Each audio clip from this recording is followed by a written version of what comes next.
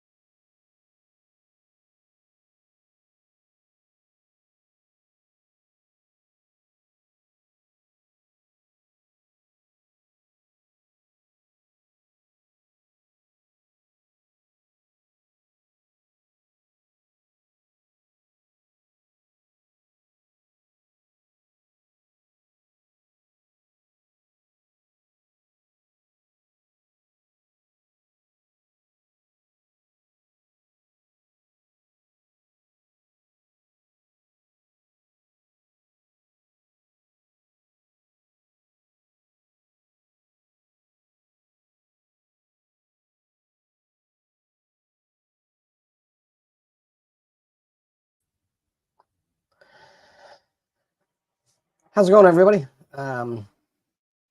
This is Brian from How We Got Here Genealogy. Thank you for joining me today. I really appreciate it. And yeah, I just wanted to, I hope that that noise isn't too bad. This is probably one of the last nice warm days of summer we're having, so I'm tending to enjoy it. And I just realized that my video is looping there, so let's stop that right now. Good day. How's it going again?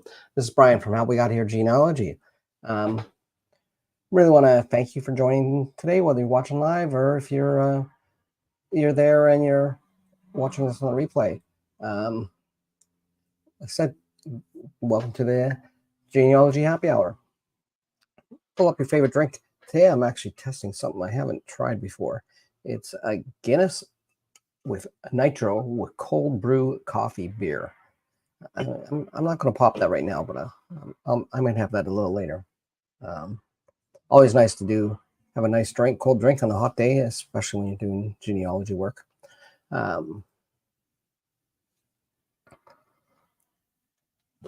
So I apologize for the lateness. I was trying to deal with some microphone issues, try to get them fixed up. I'm using my little lav mic, so I'm not sure how well this is picking up. If you have any issues with the audio, please let me know.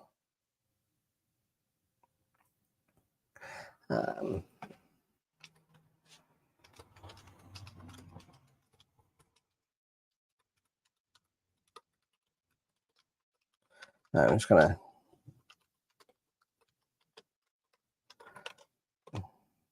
I do have a backup mic, but I'm not sure if it's just where I have it situated right now. It might pick up a little more there. So today's live stream I titled My Confessions, and these are some of my confessions as a genealogist. These are just some of the things I want to talk about. Is a little about genealogy, my experience as a genealogist,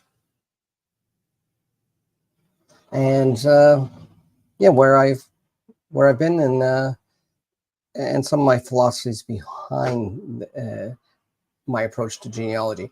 As always, please ask your questions in the chat if you're watching.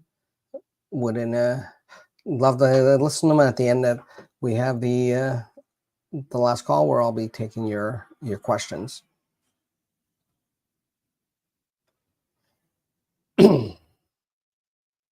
So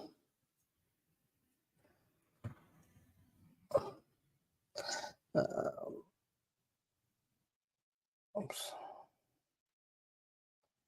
Just adjusting something here. Okay. Again, thank you very much. I really do appreciate it for you joining us today. So yeah, with some of the things I did want to talk about is again, some of my philosophy behind the way I approach genealogy and my YouTube channel. Also looking at doing some shifting in some things in my YouTube channel. Been reworking my studio, which I had here. Just it's mostly this beautiful house I'm in. Put an extra window in my office when we redid it, just because of the look on the house. It didn't look right because there was a corresponding window on the other side. And when we ripped the siding off that was in there in the 70s, we found actually there had been a door there, and there must have been a balcony up here at one point. So we're trying to get the aesthetics to the outside, but it's caused this awful noise and some lighting issues. But you'll be seeing probably in the next couple of weeks things switch up. Next week I will not be here. I will be traveling out of province. I might try something early in the week during the middle of the day, as I'm going to be working on a few things. Before I leave, I'd booked some time off so I could do some work around the house because it's fall, and also do some work on my genealogy.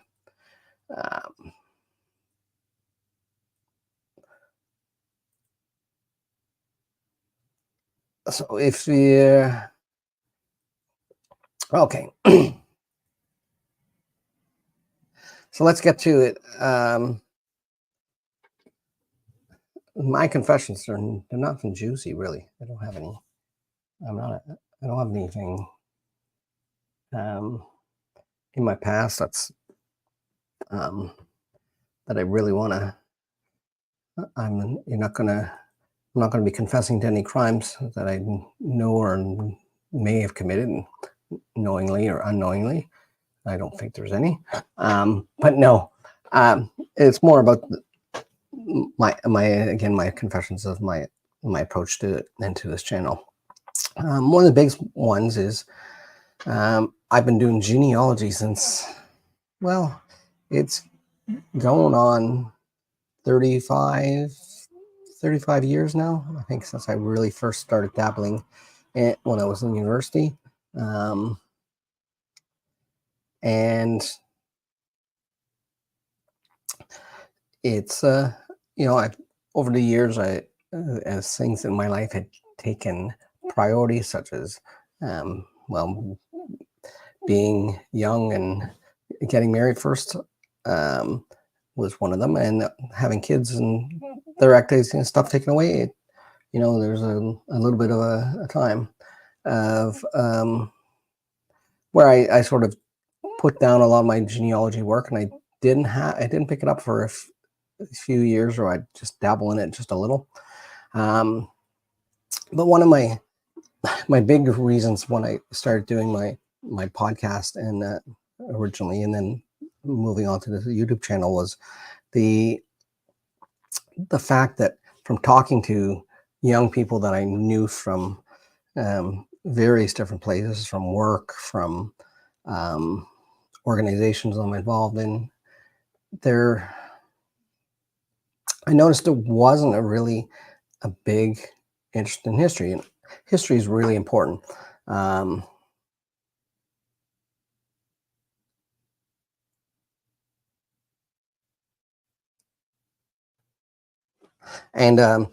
anyways,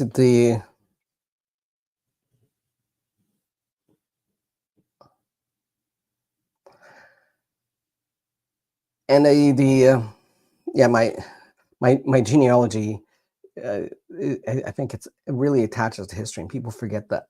One of the things is when you start looking into your own genealogy and you start looking into the period that your ancestors lived in, you start to want to investigate that history more. It becomes personal, it becomes something to you that you need to, that gives you a reason to investigate these other things. There's so much stuff that is not taught in history, partially because history is so vast, it's hard to teach everything, but that it's just missed, and it really can shape your worldview around if you understand history. You can understand your place in it, your family's place in it, what your family had to do.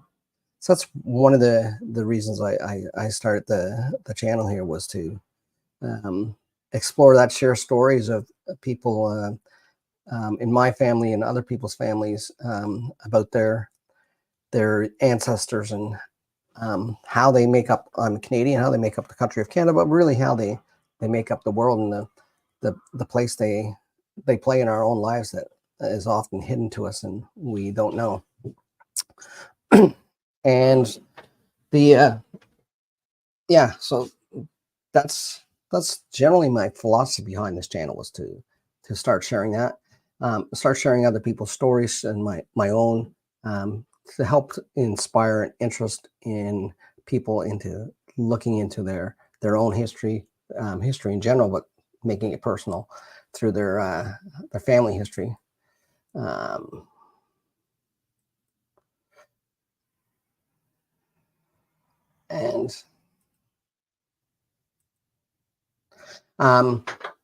So yeah, that's so where I'm sort of at in this, as far as it is in a confessional. I'm proud of my Scottish and my Irish history, which if you watch my channel, you'll know I like to poke fun at the English, but I have a little bit of that in my ancestry as well. Though I really want to try to deny it.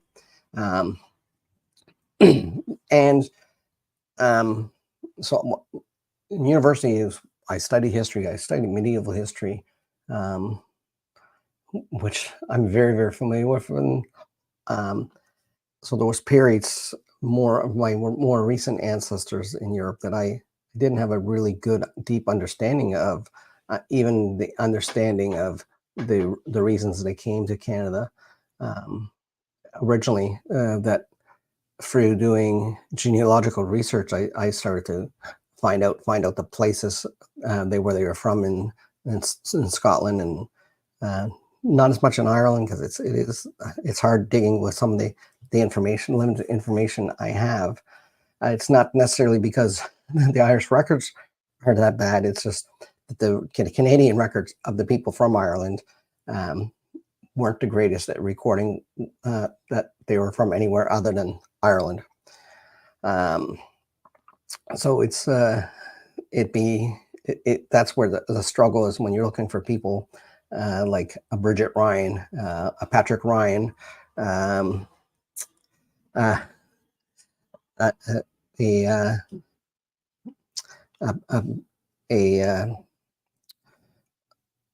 an O'Neill and a Murphy, and it gets hard when you're starting to find those, even if you have an idea of where they come from. It really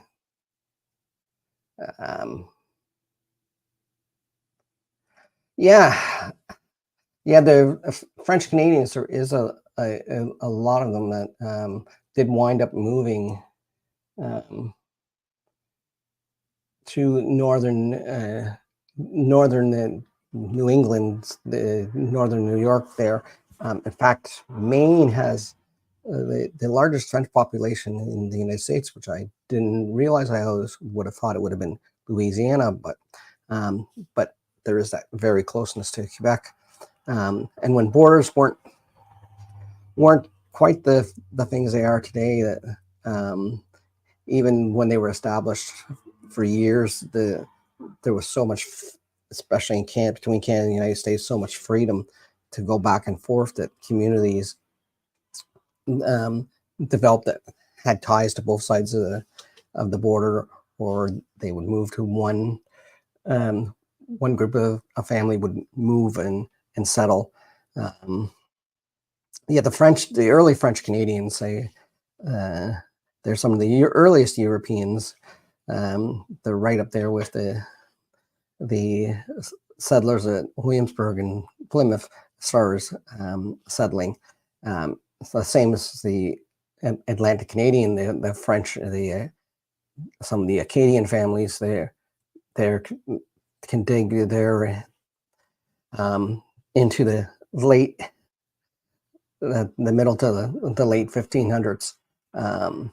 So it can get you stuck, especially if they're from Quebec. There were a lot of really good records kept in Quebec City, if they were, and particularly around some land use that is available, and some other things. So there's there is a good amount of records that are there.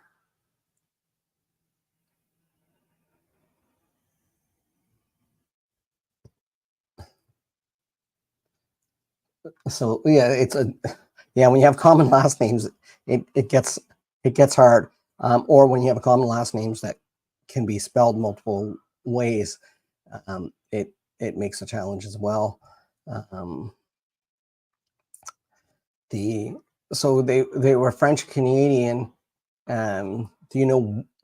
You have no idea if they were Quebecois or if they were Anglican, not Anglican, Acadian Quebecers, or there is actually Acadian French people. Sorry, not Acadian Quebecers or Acadian people. There are actually French people that arrived. My wife's family is a good example. She has a lot of Swiss French people that settled in Nova Scotia in the 1750s.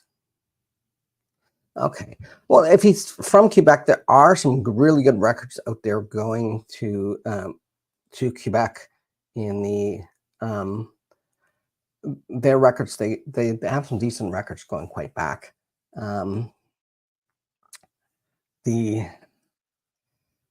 If you have the names and you have some of the dates, that definitely is going to make a difference. But even if you can't find it, and this is one of the reasons I was talking about earlier, really, your family history ties into history. If it's quite possible, by looking into the community where they were in Upper New York, you might not find a specific record about your ancestor saying where he came from Quebec, in Quebec, but you might find out some information about other French people in the community, and chances are, if they're from one, they would have often come in groups.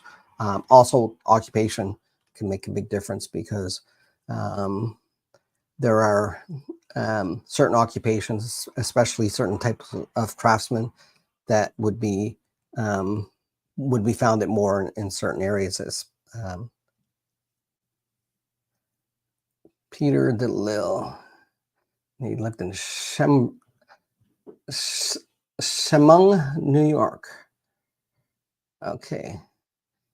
Yeah, it could be Pierre. I know people today that are from Quebec that they anglicize their name Pierre to Peter when they're talking to English people. Chemung, New York. That's a place in New York I haven't heard of. I'm assuming you said earlier it was in northern New York. It's probably on the border of Ontario or Quebec, or close there. Let me bring that up now. So you got me interested.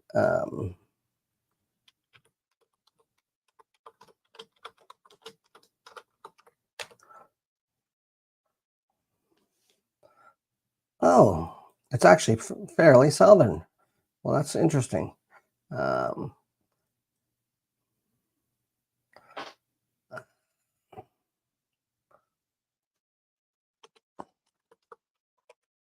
Yeah.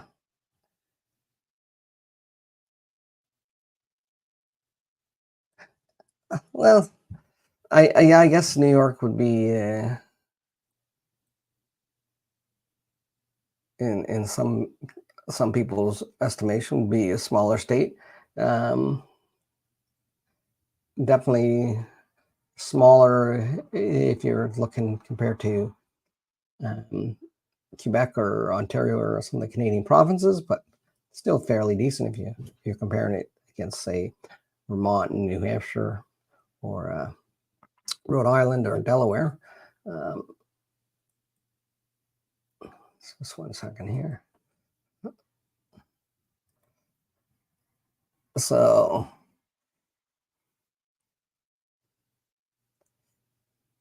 it looks like it's fairly close to Pennsylvania.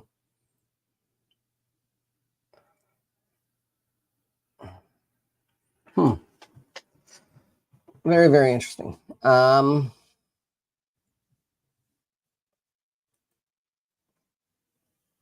Yeah, in that case, he either could be from Quebec, or he could have been from Ontario but from Quebec originally, or he could actually be French. If all you know is because it's a French name, you're assuming he's French Canadian. He could be a French from actual France or say Switzerland.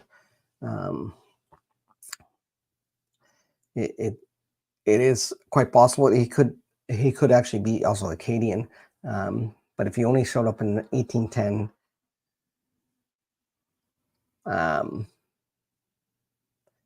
yeah, 1810, you're going to find hard to find immigration records. Again, the when you're looking at the Canadian-U.S. border, I mean, up until well, in my lifetime, it was very easy to pass between Canada and the U.S. You didn't have to have a passport. You would just go freely, and if you were in some of these communities, there wasn't even you didn't even get stopped at the border. There wasn't really anybody. Even now that they have passports, I've gone through some checkpoints where they're quite small, and you're not met with the same thing as some of the larger checkpoints. So I don't want to say it's easier to get through, because in the guards that are there are diligent. It's just that they probably didn't have much of any type of border patrol back in the 1800s. So immigration records weren't necessarily kept unless he had actually come via a boat, possibly. And even then, that's one of the big problems with finding records of people in Canada that are English or British, or actually anywhere from the British Commonwealth. They never had to, they didn't have until after 1867, when Canada became an independent nation. There was no, and it was really I think a few years after that, before they had to have records. If you were from a British Commonwealth country, you were a British citizen, basically, and you, I guess it wasn't a Commonwealth then, but you were from the British Empire. You were a British citizen, so there was no visa requirements, no immigration records, because you weren't going to another country. You were staying within Britain, much like if in some of the French islands in the Caribbean, or even up in towards Newfoundland, there's an island called Saint Pierre Miquelon, set of islands. It's part of France. So if you're from there and you're going to Paris, you don't, or if you come there, even if you come there from Canada and then you fly to Paris from there, because they do have a summer flight that flies to Paris, you don't have to go through customs again, because you've already been admitted to France. So it's yeah, it's hard finding immigration records. It's hard even finding a citizen census records and stuff. And you might find them in some small communities, but they weren't done on a even in the colonies, Nova Scotia and Prince Edward Island, who were separate colonies of Newfoundland at that point. Ontario and Quebec were considered the province of Canada. They weren't a separate colony. They were part of Britain as a province. They didn't, yeah, they just didn't have a lot of censuses that early. Now, earlier in Quebec, when the French were in control, there was some really good records, but you'll find probably your best bet is to start searching church records. Also, if you know type of occupation, because often that can lead you to where they might have been from, and the community, whether there's other people in the community that you might not find, like I said, records about your ancestors, but you might find other French neighbors that could very well have been cousins, but you might find if you look at a few of them and you're able to find a couple of their records, and you can find something that traces them back to a community, that will probably give you the community, which will narrow it down. Yeah, Pierre is, I'm not, I don't want to necessarily say Delisle is a a very common name. Definitely variations I've heard of like the mill, but I guess yeah, it's not a common for French name. I think as Pierre definitely is, but again, is it an anglicization of a French name as well? That's and I don't buy the old myth that somebody at Ellis Island wrote their name down wrong, as much as because if it's anything like the Canadian records, the stuff came from the way it was processed is the passenger list for foreigners came from that's how the passenger list on the boat, that's how they processed them. So he was a blacksmith, so that's not as helpful because blacksmiths can be from a lot of places.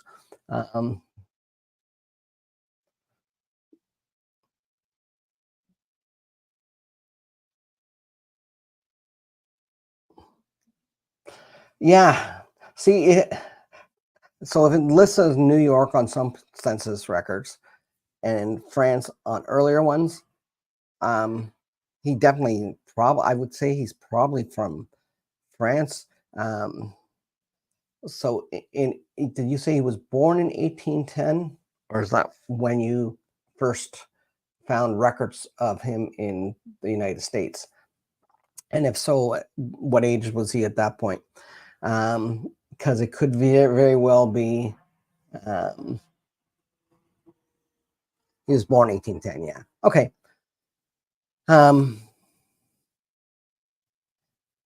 Yeah. At that generation, if he was born in Canada, it wouldn't list France anywhere. It could possibly list his father's. Could possibly list his father's address as a place of birth as France, but it would not be. It would not be the place of birth if he's from Canada. And born in 1810. It would definitely say at that point it would say either. I think they were still calling themselves Quebec at that point. Okay.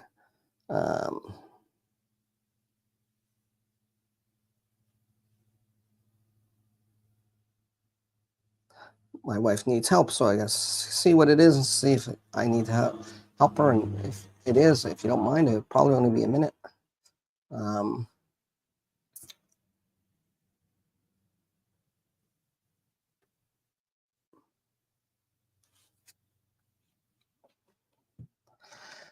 So I'm just waiting for her. Yeah. And it is possible you're looking at two people as well. I've had that happen where I've looked at records that are two people that have very similar birth dates,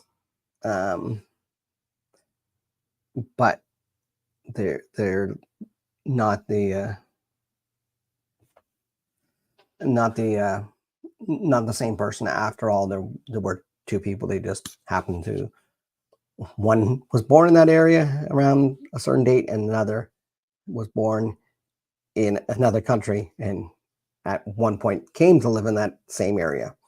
So there's been some mix-ups. Yeah, when the French records, like I said, the early French records are pretty good, especially the church records. The church was the main institution in French Canada, really, and continuous the Catholic Church for well into the 20th century, where you can really depend on having fairly accurate records. Again, you might not always get the exact birth date, but you have their baptism date, so you know they were born usually that year, usually shortly before that date. and you know that they were at least born on that date. But yeah, that's where you're probably going to want to start looking. If he did come from France, and you're looking at, then there should be some type of passenger record for him having arrived. And that's the thing. Do you know the earliest point that you see him in the showing up in American records? Because that can give you a clue.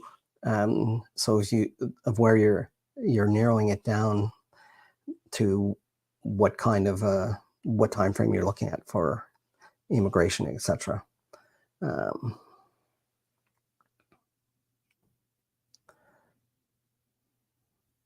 Yeah.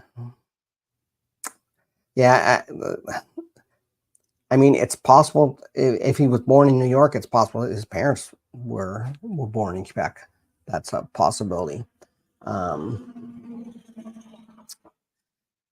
it, none of the records you can find give names of parents. I know most death records record at least the father's name. Usually records the father's name and their place of origin. That's what I was talking to at the beginning. That's one of the issues I have with some of the Canadian. It's the Canadian records I have, not the Irish, because I can find their death registration, but just says Ireland. They don't name the place. It could be that the person who was the informant didn't know the exact community they were from. So, okay. So,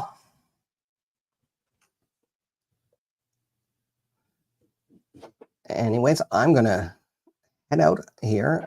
I'm just gonna wrap things up. I might be back next week through the middle of the week, but the week after I will be back probably on my regular Thursday night.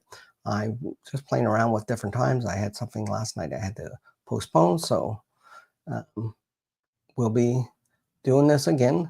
Now, as I always like to do, when it's time to leave, I have one last question and reminder to people. So let's ball. Now, ladies and gentlemen, at this time I need to announce it's last call at the bar. Oh, last call!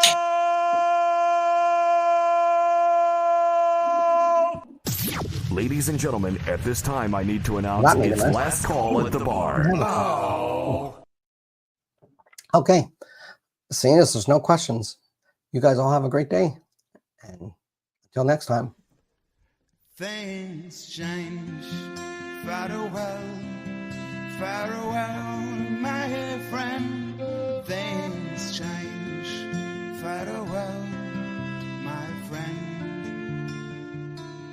Farewells, they're not